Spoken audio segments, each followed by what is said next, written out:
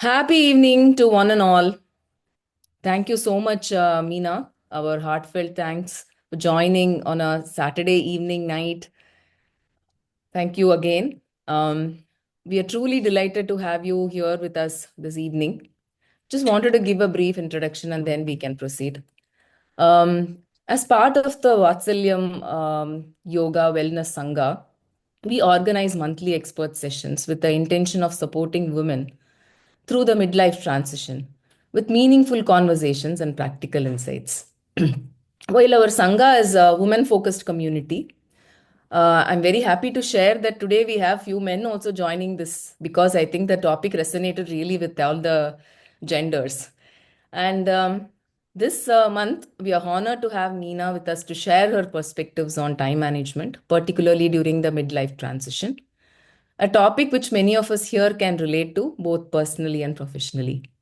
So just before we begin the session, it gives me a lot of pleasure to introduce Meena, who's our guest of honor for today. So Meena Ganesh is the co-founder and the chairperson of Portea Medical, India's leading home healthcare company, which she founded in July 2013. Portea today has over 3,000 employees, operates across 20 plus cities, and delivers comprehensive in-home healthcare services, including geriatric care, chronic care, post-operative care, and allied health care services.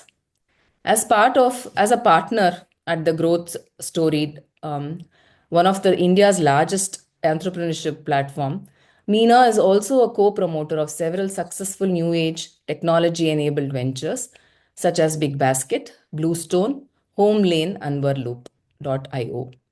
Her professional journey spans diverse and impactful organizations, including Tutor Vista, Pearson Education Services, Tesco Hindustan Services Center, Customer Asset, Microsoft India, PwC, and NIIT.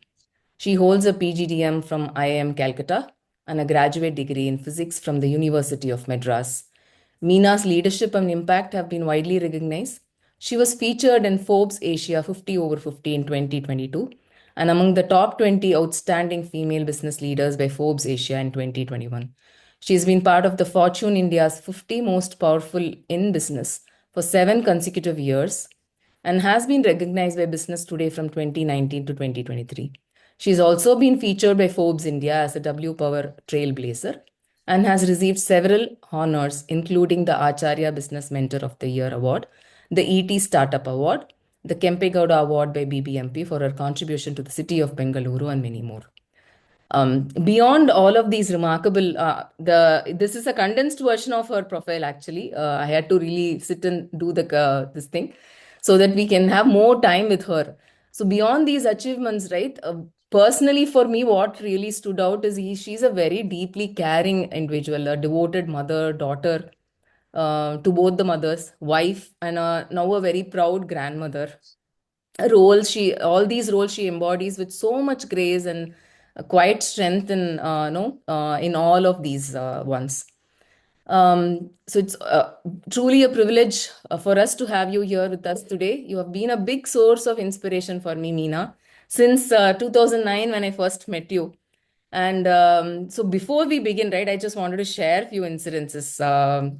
So I remember meeting your mother-in-law, Auntie, in one of the get-togethers at your home. And the warmth and the admiration she has for you, right? She kept telling, Meena sings well, Meena does this well. So I was like so impressed.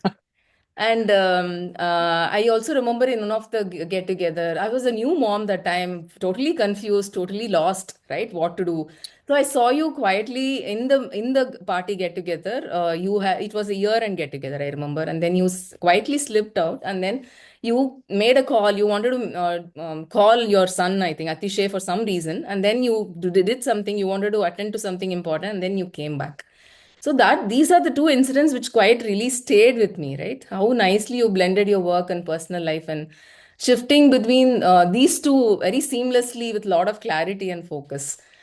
So that was something that really stood out for me, and I still remember those incidences, Nina. And you have held very demanding roles, right? All throughout your career, you have done a lot of very challenging roles, right? All your roles are very challenging and demanding. So what I wanted to understand is, as a woman, we are often told, right?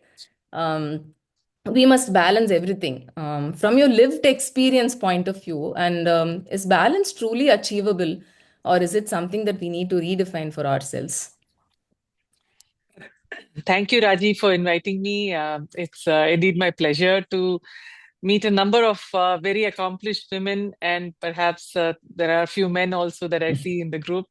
So, really a pleasure to meet all of you. And thanks for all the kind words that you said. I've always had a very a special place for both Vishy and you in my life. We have worked together many, many years back, Vishy and I was there when he got married, and then you had your kids.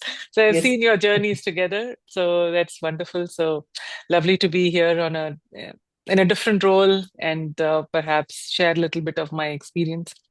So it's interesting that you talk about balance right off the bat because I guess a lot of women, especially those in their mid 40s, and maybe I don't know if all of you are in and around there, or maybe even in the 50s, we all tend to be balancing multiple things in our lives. We are not just balancing a career and perhaps caring for our children, and by this time probably also started to care for elderly parents. So there are multiple pulls and pushes that we all experience throughout our entire journey. And the funny part is that the moment we are ready to take big roles, we probably become mothers, and then when we feel okay, the children are out of the door, now it's our time, and it's the parents who become your children again. So that's something that keeps going on in life. So one of my observations and the way I have tried to live my life is to say that there is no concept of achieving a balance, but can I achieve a flow? Can I and do what is required at any point in time, whatever is priority? If I'm able to identify that and put my full heart and soul into that at that point, while also in the on the same day, in fact, the flow happens the same day, and the life and work and perhaps a little bit of social engagements, all of them tend to flow one into the other throughout in a single day itself. It can go from one to the other. The other thing that I also kept trying to keep in mind is whether it's on a daily basis, weekly basis, or during that season, or during that quarter, whatever it is, what is it that's going to demand the maximum energy from me?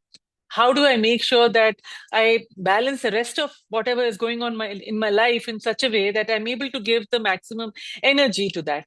So it's always about balancing of energy, or managing the flow of energy, so that it's not just about time. When you're spending time with your children, are you spending that when you're absolutely at your fag end of energy and you're really irritated with them? You just wish that they'll go to bed. Is that the energy that you bring for that? Is what kind of energy are you bringing to work? You're a very young mother, haven't slept all night, and then what energy do you bring into the work in the morning next day? Man, when can I get to bed? So that's, I think, most more than anything else, for me it's always been, am I able to get the right energy to the right thing? What is important for me? What is the priority? That's something that I try to look at.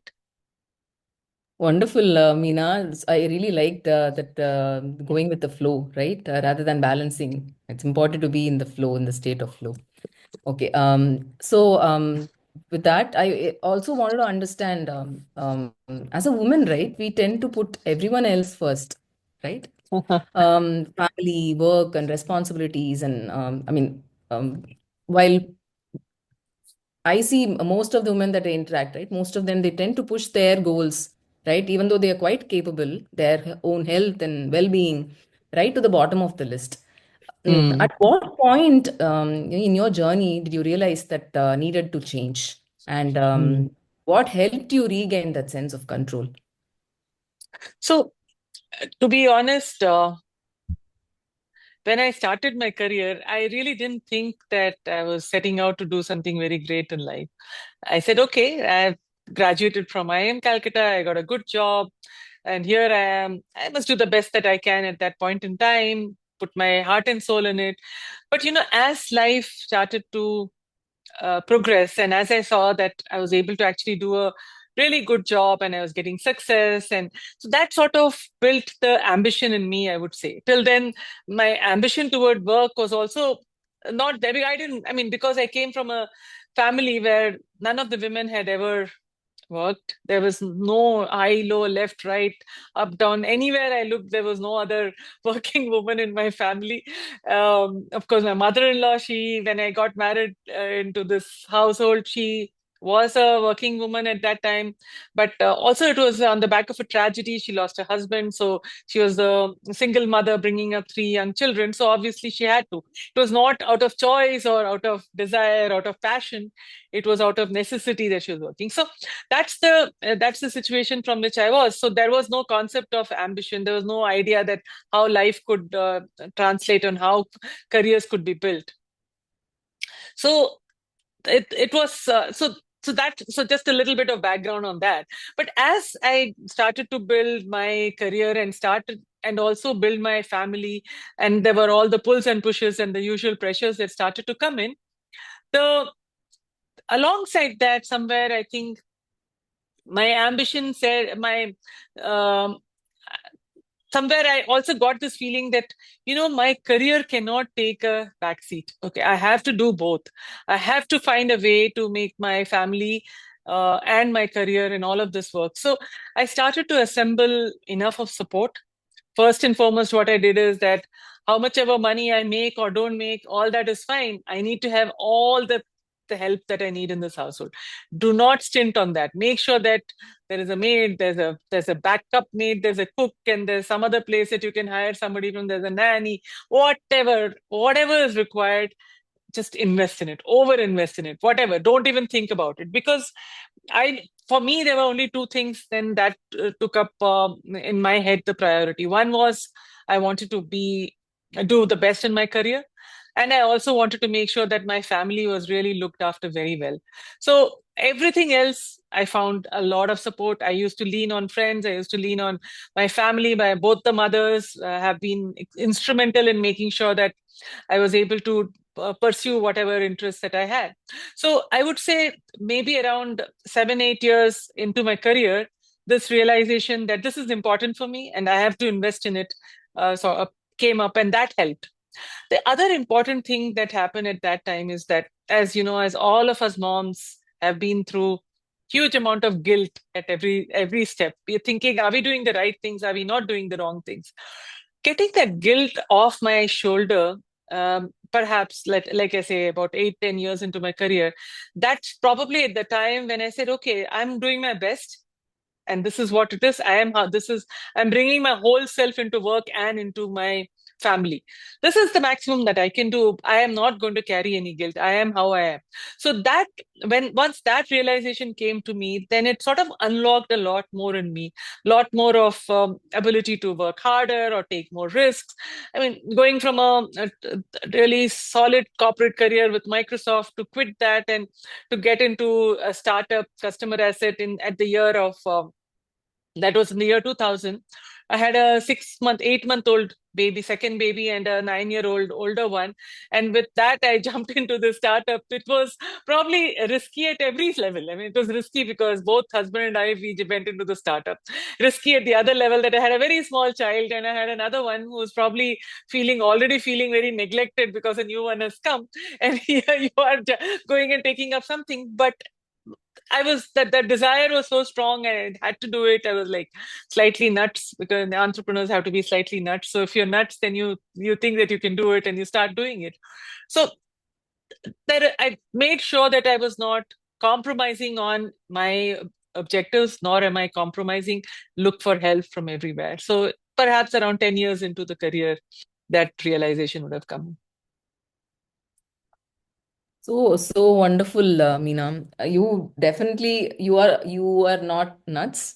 Uh, I mean, when I actually look at the journey that you took, right, it looks like a very thoughtful, very contemplative. You have reflected upon where you are, and then you have course corrected a lot of things and you've also, you also try to coach yourself, right? Eventually in that journey, right? So it's wonderful to really learn about that. Um, then coming back, right?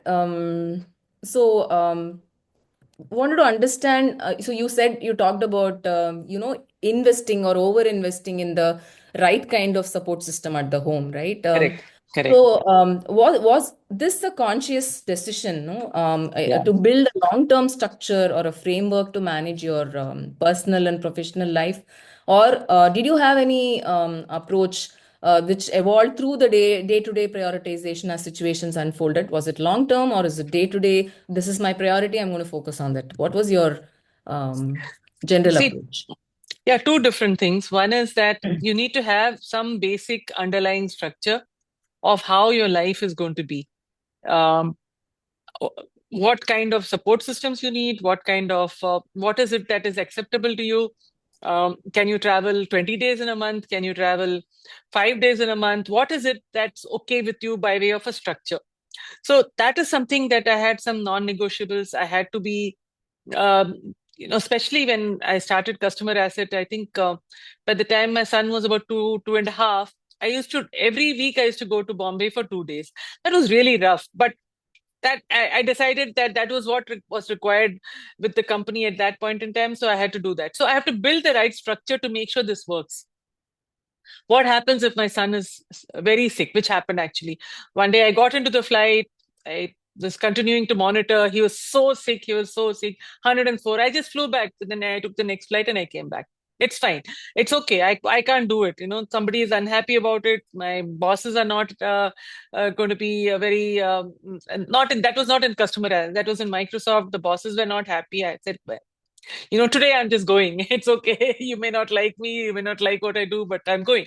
So taking the hard calls when required, keeping the structures, prioritizing, having one fundamental set of rule book of how I want to live my life.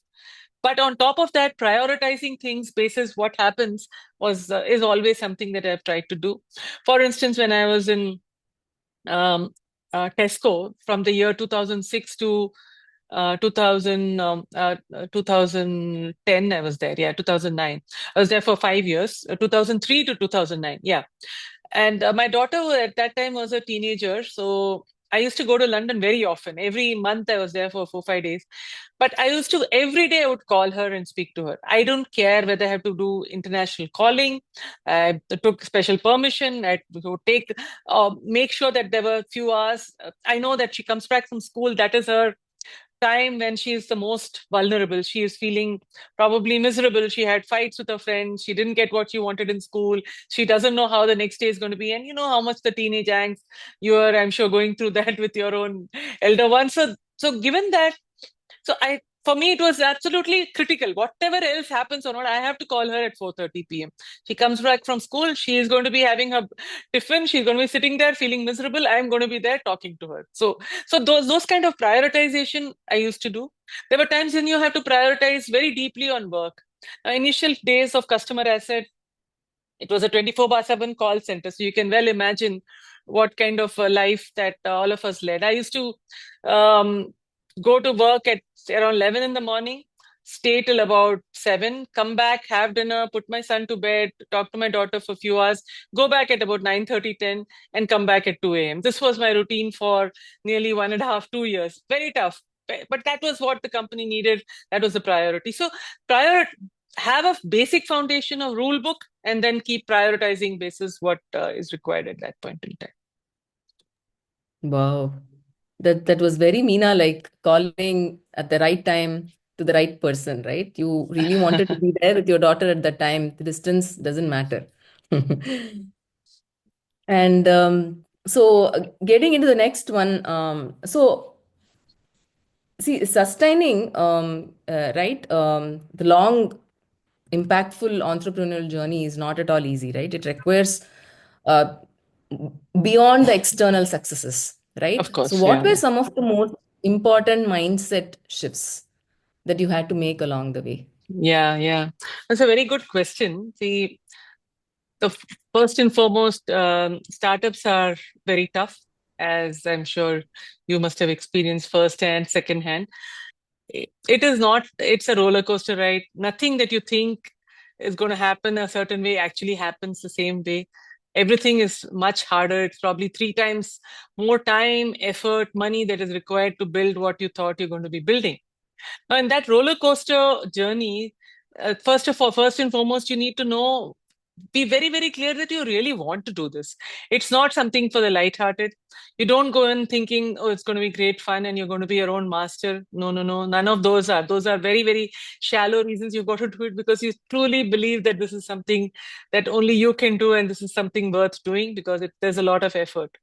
The second thing, you need huge amount of perseverance for the same reason, actually linked to the first one. Because of the roller coaster ride, you need to have huge perseverance. You have to say, things go down, things go bad, yes, I still have to persevere.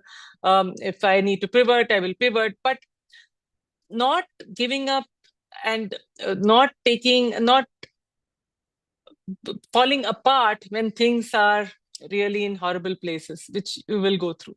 How do you keep that equanimity? How do you manage to live through very, very tough times and persevere? That is the second thing. So, strength of character is something that I've learned over the years. I don't think I started off like that, but having done this multiple times, you end up developing that muscle also. The third thing is ego, shedding your ego, because especially when you do a startup and you sell the startup and everybody will say, wow, what a great success. You start again, you start from the ground zero. To give you an example, I told when we sold Tutor Vista, it was everybody so, oh, wow, great outcome, what a lovely, it was such a great company, it was built, it was sold, all that, fine. Then I start Portea Medical in the healthcare space. I start all over again from ground zero. What does that mean? Now, this is a healthcare company that I'm starting. I don't know much about healthcare. I have to, of course, get help from others. But more importantly, nobody in the healthcare sector thinks much of me. So I am starting from ground zero again. So I go sit outside the doctor's clinic for 2 hours, waiting to get a 5-minute appointment. Yeah, that's okay. That's fine. I'm not a big deal. Whatever I did over, now new chapter begins, start again, zero, start from ground zero. So have the have know that your that journey is over. You have to start from fresh. No ego. You have to learn. You have to learn on the job. So that's the third thing that I've learned. And the fourth is always be upfront with your people around you, because it, like I said, uh, things go well, things go badly, but the most important thing are your people around you. How do you take them along with you? How do you build those strong relationships which will work during good times and bad times? More than in any other corporate, you really need to build very strong relationships in a startup. So those are some of my learnings, and those are some of the frameworks that have evolved over the years. Very nice, Meena. I see some of these things with Vishy also, right? Because of his experience, Yeah. and I also remember that you every year you don't forget to wish him on his birthday. So you are totally. He keeps telling Meena is a full-on people person, right? That's an amazing thing to know. So moving ahead, so this entire journey, right, is cannot be built alone in isolation, right? I'm sure there's a very strong the support system that you talked about, right? Of course, yeah. How did you leverage the ecosystem around you, the family, your mentors, your Yeah, professional yeah, work teams to support your growth, and also important to reduce the overwhelm that we go through, right? absolutely. Um, totally agree. Whether you're in a corporate role or or a startup founder, there are many, many people who are there, who are your cheerleaders, who are your support systems, who are your provide all the foundation to make you successful. First and foremost is the family, so your spouse, your parents, both my mothers, like I said, and my father have been extraordinarily supportive at every juncture. Ganesh has been a superstar. He's always cheered for me to do whatever I want to do and is the huge support. And also, uh, many people wonder whether it's a good thing to have your spouse as your partner or not. For me, it is touch wood, it's worked well. We've they complement each other in skills, so we are able to respect each other and support each other. Then comes then as the children grew up, they have also become a big support for me. So today, with two grown-up children and whatever I'm doing, I can not just get intellectual support, but I can also get emotional support.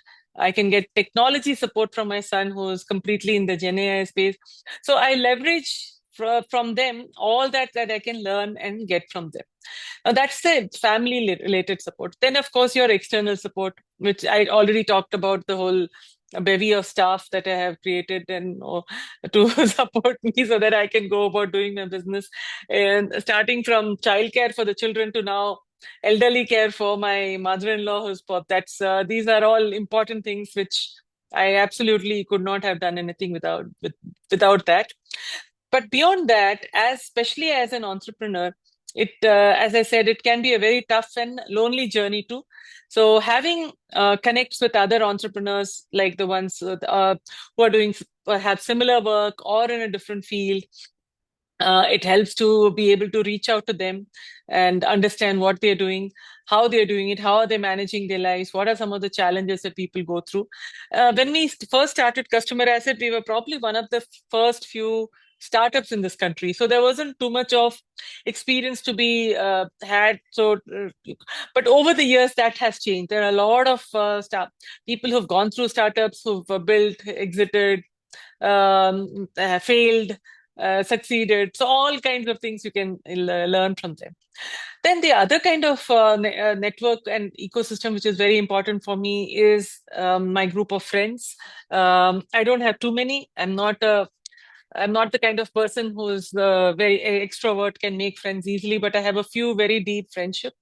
And I really value those because they are there for me as maybe as a friend, therapist, as a shoulder to cry on, I am a therapist for many of them when they go through the difficulties. So having that group of women friends is very important. And of course, other friends also. It's not that I'm saying you shouldn't have male friends, but I have found having a few women friends who have similar kind of lived experiences is massively beneficial because we all share our own challenges and what we've gone through and learn from each other. And by the way, grandparenting is also something which is a new challenge, and knowing about that, because it's an interesting situation that you can't just follow what your parents did.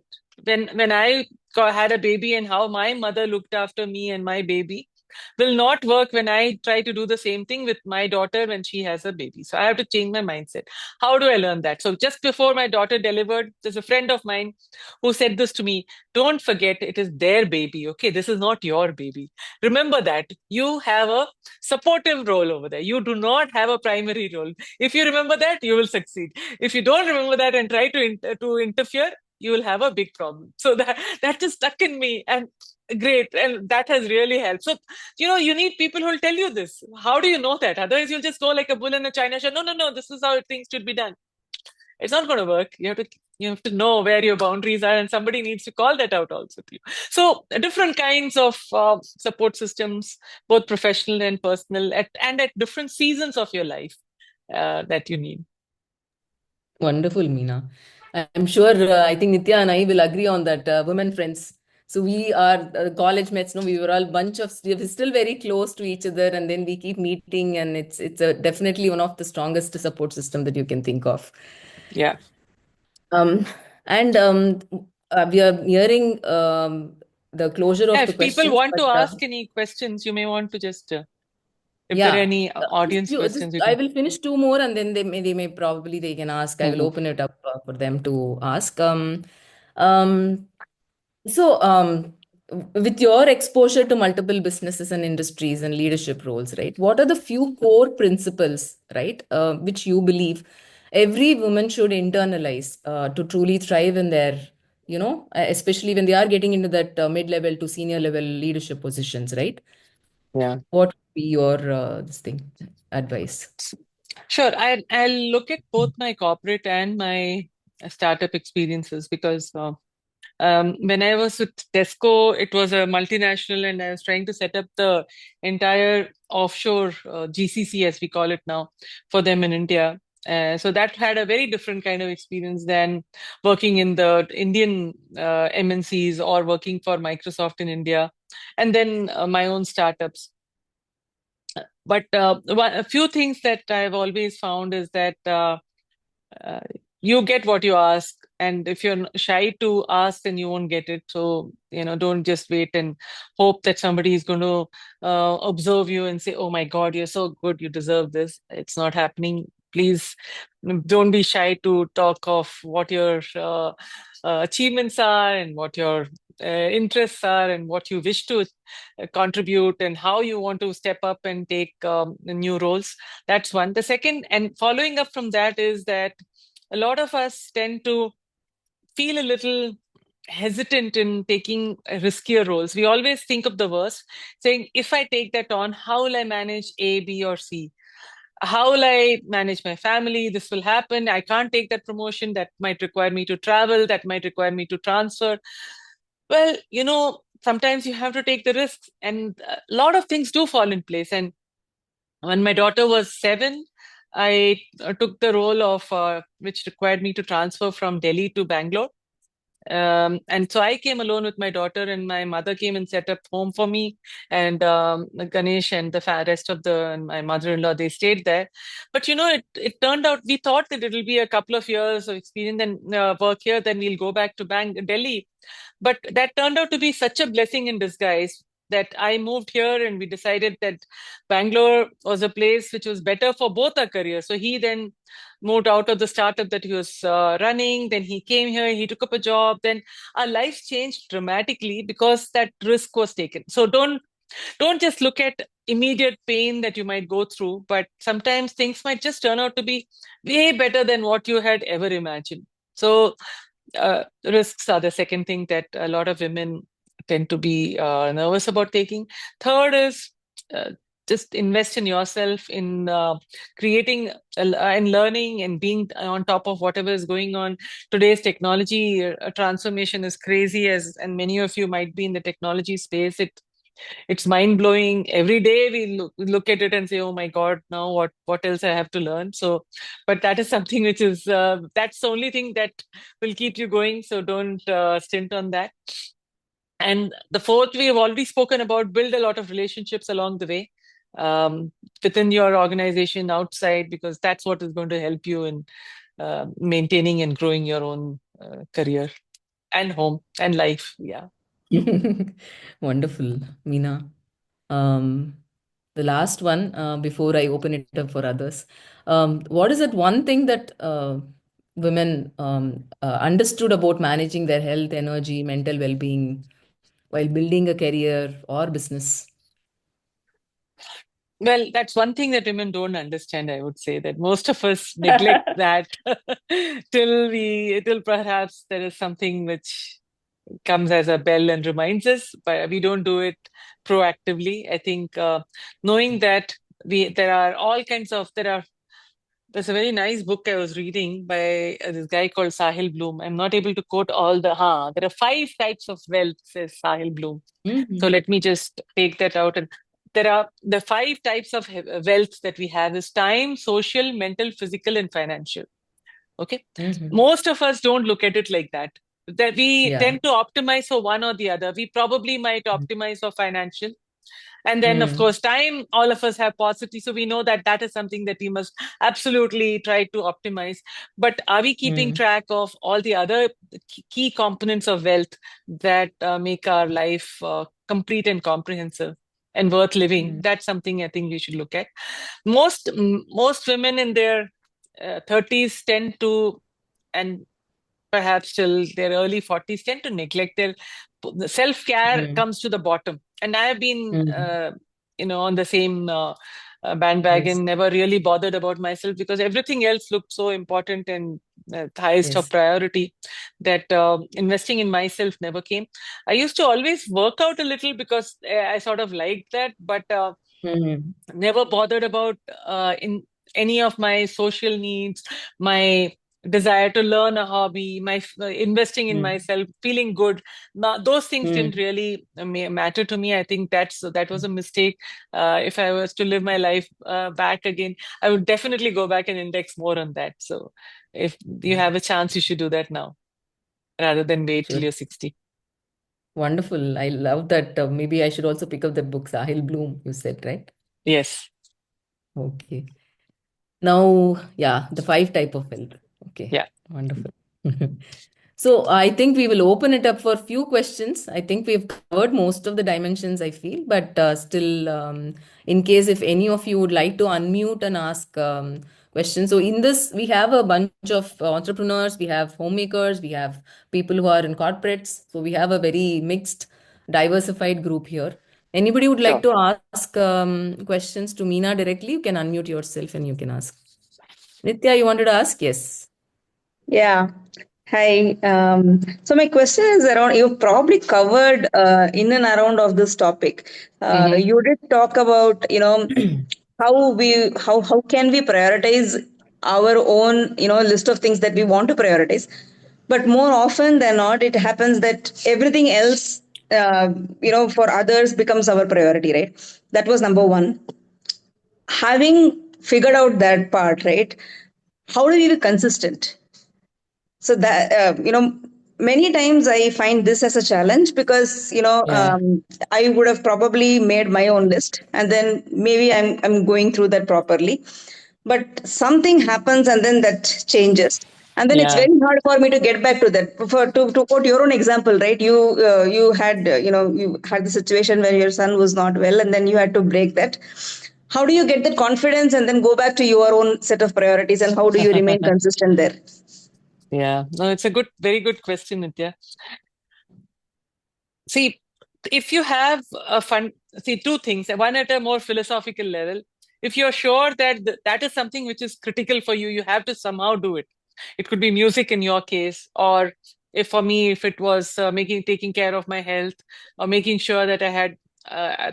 Now today in this age, I absolutely need to do weight training because of as you grow older and menopause and so on and so forth. Weight training is, how do I make sure that that is so important for me that whatever happens, I'll, even if I move away from that, I'll come back to that. So that is at the philosophical level. You have to feel very strongly that this is something which I will not give up, what have come what way. But you're absolutely right. On a day-to-day basis, how do you maintain that? That becomes difficult. So one of the things that, and maybe you have read this book by James Clear called Atomic Habits. If not, I would recommend those who are listening that make it so frictionless to do that daily routine, whatever you want to do, that you don't have to apply your mind every time. Okay, it Mhm. just becomes like brushing your teeth. You get up in the morning, do you have to think that you have to brush your teeth? However tired you're in the night, when you go to bed, before going to bed, if you don't brush your teeth, you're going to feel miserable all night. So you know that it's horrible, if you don't brush your teeth. So it has to become like that. So if something is so important for you, it has to become such a non-negotiable part of your routine that you don't even have to think about it. It just happens because you just do it as a part of the flow of your daily routine. So that's one of the things that has really helped me. For instance, for me, my daily workout, when I get up in the morning, automatically I'll wear my gym clothes and I'm out. If I don't get out, I feel really miserable. And now with my granddaughter visiting, there are days when I can't go out because she's there. I want to play with her. I make that choice. But the moment she's out of the house and she's gone to school, I will go for that walk. I don't go for that walk. I don't do my workout. I'm going to feel really down all day. Why? Because it's become such a core part of my existence that I can't do without it. So that's so, and one at the philosophical and one at the more practical level. Okay, sure. Thank you. Coincidentally, our first activity in our tribe was to read Atomic Habits. Oh, All of yeah. us Nice. bought the book and we started reading that book. Yes. Okay. Kartika, yes, over to Yeah, you, please. Unmute yourself and yeah. please keep the questions very crisp, unlike me. Okay, yeah, sure. Thanks, Raji. Thanks, Mrs. Meena. This was very insightful. So my question is, as a working mom, right? Sometimes when you get into a comfort zone in your current role, you really know that there isn't anything new I'm going to learn if I keep doing this for a couple of more years. Have been that situation when I was a new mom. My son was really young, and then I ended up getting let go from that company. So at that time, I thought I knew that there isn't anything I'm adding value in this current role. I'll have to make a switch at some point. So because of that comfort zone, right? This is really comfortable. So I can achieve a balance with my work and my Yeah, son. yeah. So something I learned is making that career switch or role switch. So how do we overcome that self-doubt? Sometimes I would feel like I'll doubt myself, though I know that, as Raji mentioned, you're really capable. Unless until somebody tells you, you don't really realize your potential, that you are capable of making the switch. You can learn something new.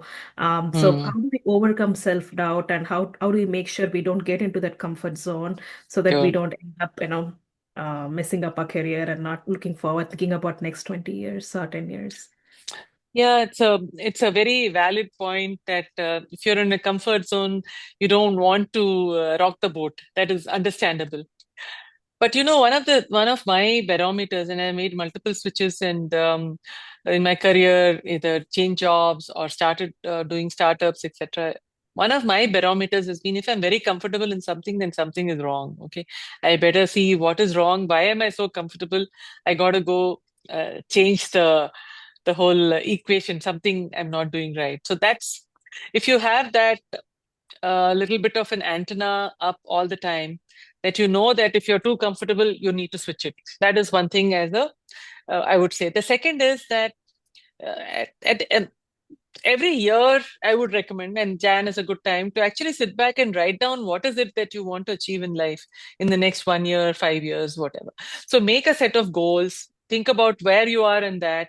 Are you going towards your goals? Are you making the right progress? If not, why not? What should you be doing so that you can get there? So it's worthwhile doing a annual sort of performance review of your life, and and then decide what actions you need to take. Third is it's great to have mentors. Have at least 3 or 4 other people whom you can talk to openly. Share about your where you are in your career, what's going on in your personal life, how do you want to progress going forward, what should you be doing differently to achieve that, and you might get some very interesting insight from them, which will, if you have not realized that you're stagnating, or if you're not realized that you should be switching, or you should be switching things around, maybe in the company, maybe elsewhere, or something new that your skill that you need to pick up, maybe outside someone in somebody can see that and can point that out to you. So these are just some tips that come to the top of my mind. Awesome. Thank you. Thank you, Meena. Anybody else?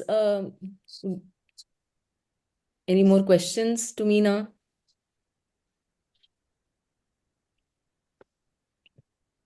Somebody had raised the hand. Yeah, Lakshmi, Lakshmi. yes.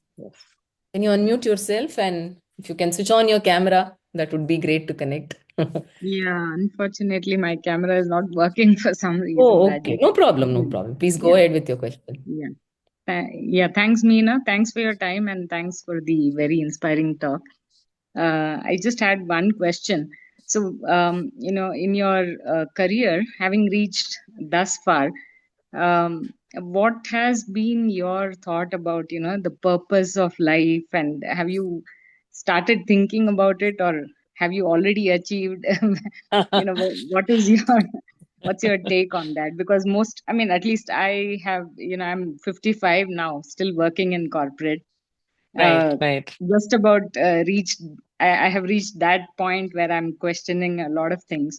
So I just got curious about, what's your thought about that? No, very good question. And uh, till about 5, 6 years back, I was the CEO of my company, Portea Medical.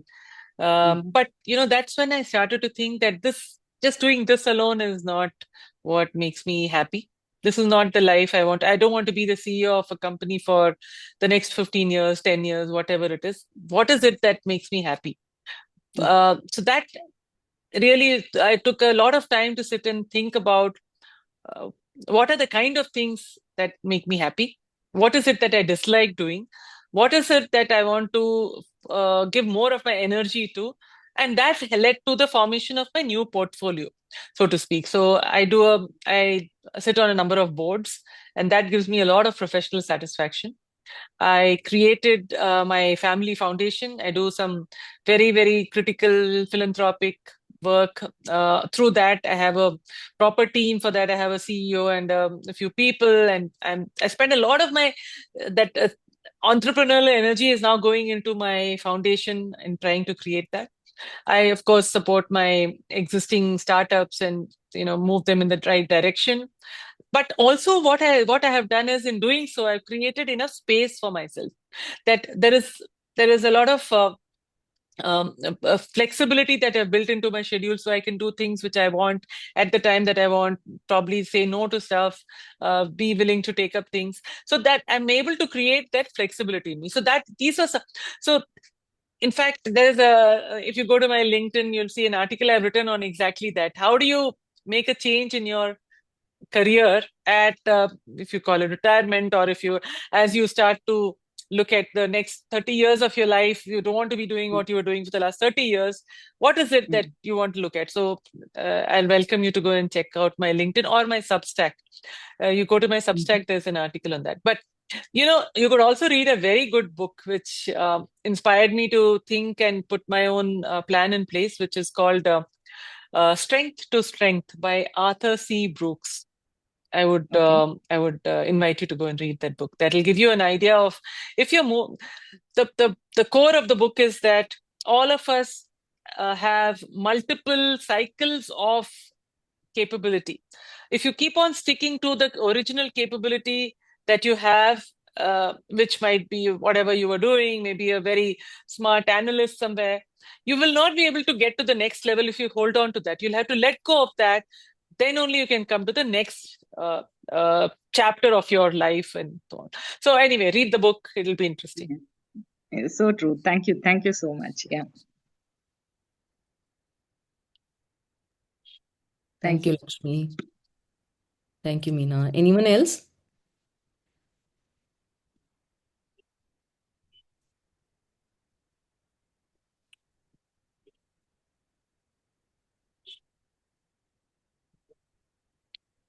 I think we are good. Okay. Raji? Yes. So thank you so much for being here with us. Of course, I will yeah. share, Kartika, I'll share her LinkedIn profile with you. You can also share my Substack, Raji. Yeah.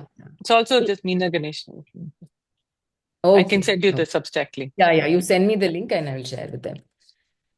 So I know this is a phase of life where your time is precious. I mean, all the time it's precious, but it's all the more beautiful. Last time when I spoke to you last week, 2 weeks back, you were spending time with your granddaughter, right? So I'm sure we are very No, deep. today I'm happy because that I can do this because she's with the other grandparent. So I'm good. I'm off the hook. So you chose to take some time to be with us and to share your time and your experience and your wisdom. It truly means a lot to all of us. One Yeah. interaction, one experience sharing, one inspiration talk is all it takes, right? I remember I told you, right, when I met you, I was a new mom. I was not sure. I really never thought that I'll go back to work, but the talk that I had with you, short conversation with you, right, really changed my perspective, and I continued. I persisted, right? So this could be that for many of us, right?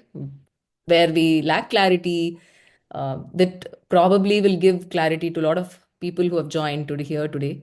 Many of them missed, I think. I was expecting around 30, 35 people. Maybe they could not join for various reasons. It's a long weekend. People are expecting next week holiday and things like that. But thank you so much for your time, for taking this out for us. Thank you. My And pleasure, thank Raji. you I to all the enjoyed participants. our interaction and the questions. So thank you all for your time. Appreciate it. Yes. Thank you. Bye. Thank Bye. you, Meena. Bye. Take care, everyone. Bye. Thank you. Bye. Bye. Thank you. You.